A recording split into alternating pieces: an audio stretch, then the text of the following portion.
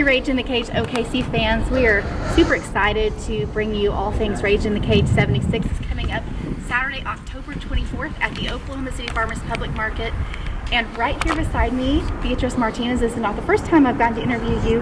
I'm so excited to be able to interview you once again right here on the steps of the state capitol as you support Jahaven Brandison and his efforts to bring change to Oklahoma. And so how are you feeling about your no-gi grappling match against Elizabeth Norwood coming up? I'm pretty excited. I think the fact that they have grappling matches before fights kind of like make it just more interesting. When I saw my coach Tegan grapple at my last fight, I was like, that was kind of very impactful for me, and I was like, oh, I kind of want to do that. And so of course with COVID and everything, this opportunity finally presented itself, and I'm like, yeah, I'm for it. I would love to test my skills now against a blue belt, so to see if I'm ready to level up, but I'm excited. Well, good. So you're not saying goodbye to the cage as far as MMA fighting. This is just another step on the... Of course not. I definitely plan to fight soon. I'm just listening to my coaches, my fight manager, Tamara Benton, crew, Ruben, and Professor Benton.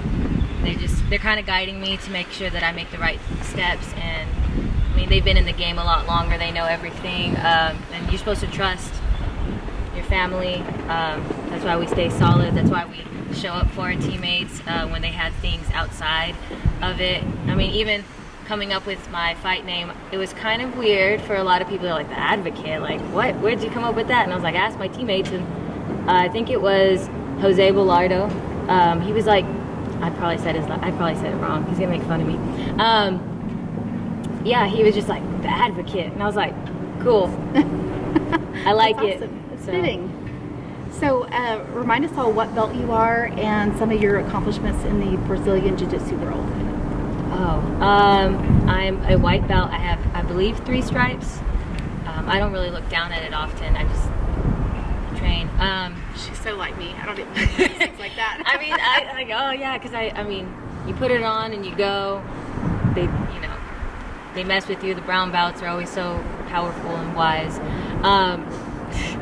I have the 145-pound belt for Rage in the Cage, and my grappling in the tournaments, I mostly only remember the gold, but I do believe I had a silver one time, and it did not place. So those were frustrating, humbling moments, but they taught me a lot, because the opponent that actually did that was I believe she was blue belt.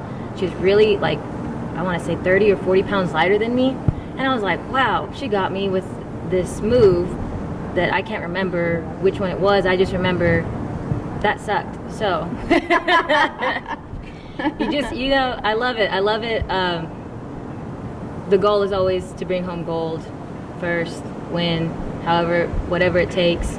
That's why, I don't know, I forgot the question. Basically your accomplishments. Oh, yeah. You answered them. Okay. So you're here at the Capitol as often as you can be, obviously, with Jahaven. Is that put any kind of damper on your training, or are you still able to get in all the training you were able to? You just improvise. You adapt. A human has a spiritual purpose, and if you're not feeding that too, you're not a whole person. And for you to be the best person in the cage, whatever you're doing, whether it's grappling or fighting, you got to feed that. And so this is good for the soul. It's good for the spirit. It's always good to know that you're being solid with your family and that your family has your back. And so I think this is part of the training. When you go to war and you're on the same card, you got to have their back at all costs, no matter what, whatever it takes. I love that. Anything else that you wanted to talk about today? No, the fans said I spoke too much last time. So unless you're on Facebook, you'll get my rants, but keep it short, perform. I know they'll enjoy. Who said you spoke too much? Oh, the haters, but I mean, people have short attention spans. I don't think you spoke too much at all. If at very least you didn't speak nearly enough. You're a woman with a powerful voice. I appreciate that. advocate. I Very fitting, an appreciate that. advocate speak up. So, well, thank you so much for spending time with me. Do you have any shout outs or any sponsors, anything you want to mention before we wrap it up? Shout outs. Well, I appreciate y'all very much for what you guys do. My entire experience in the MMA world started here, and it's been a very cool experience. Everyone's always been kind of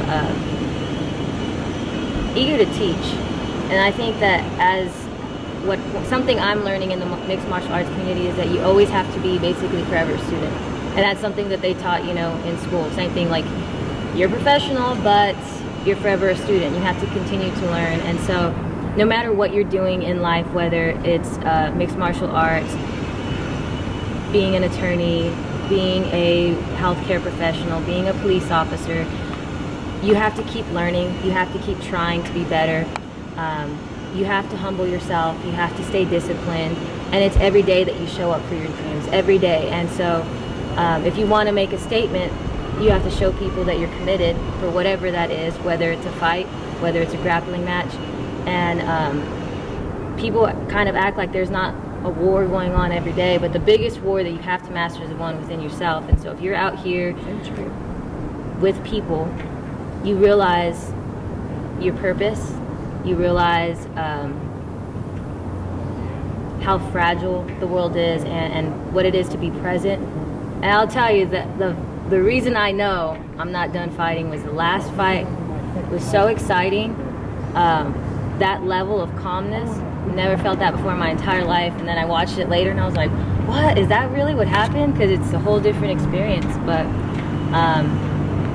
what I did actually want to say was for women who, I'm in this girl attorney group, that's the shout I want to give. They have always been supportive.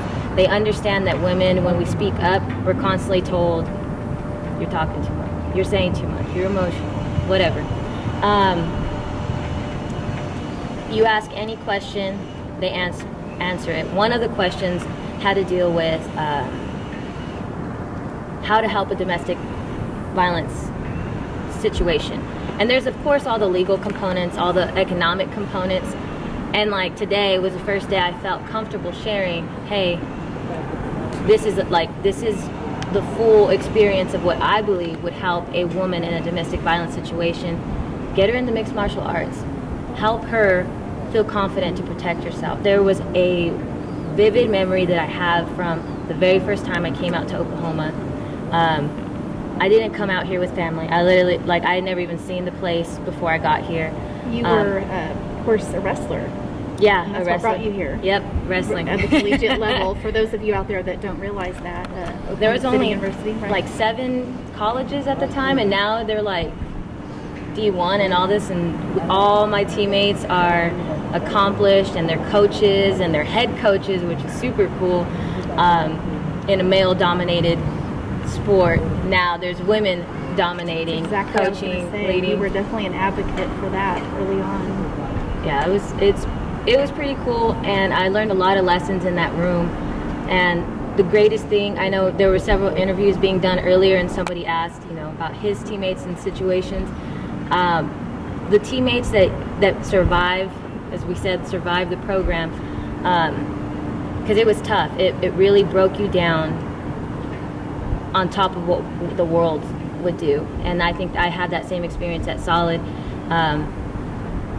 You know who's going to be in your corner, and you know who's going to be there when you need them. And they also teach you how to ask for help. And that's so important as a woman in a domestic violence situation, to know who to ask for help, because your best friend, I hate saying the word rape, but your best friend could rape you. And that happens. And it is someone you know.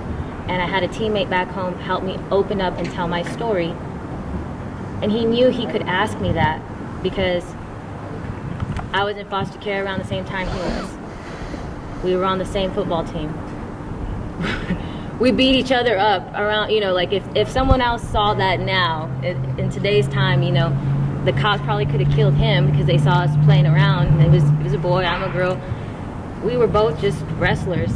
We would slap box. We would still show respect and restraint. We weren't actually ever trying to kill each other, and our coach knew that. I think that's why he was like, just let them get it out.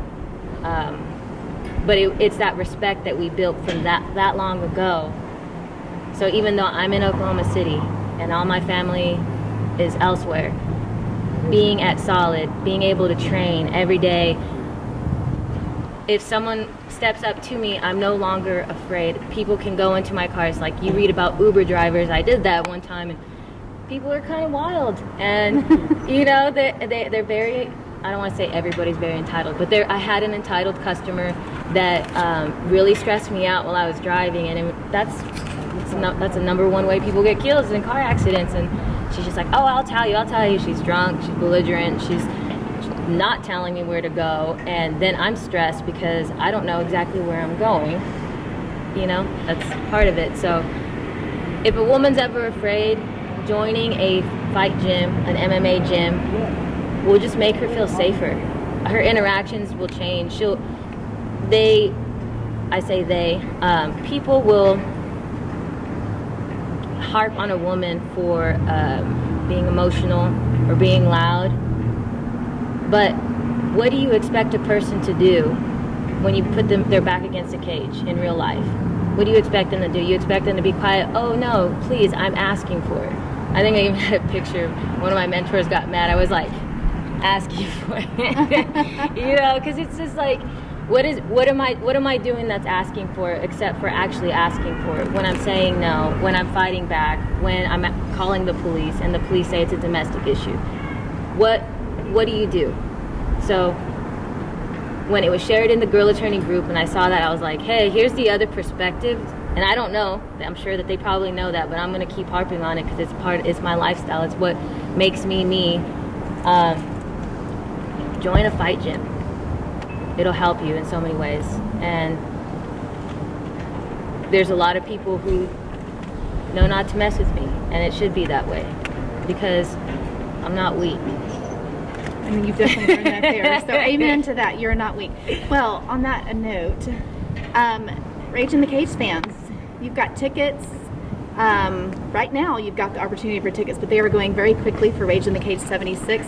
Do you have any on hand? I do. I have several. You get some from Beatrize, Martinez, DeHaven, or any other fighter on the card, or of course on stubwire.com, and get them quick as we have been selling out, especially now we are to a reduced capacity still because of COVID. So we will see you guys all Saturday, October 24th at the Oklahoma City Farmers Public Market for Rage in the Cage 76. See you then.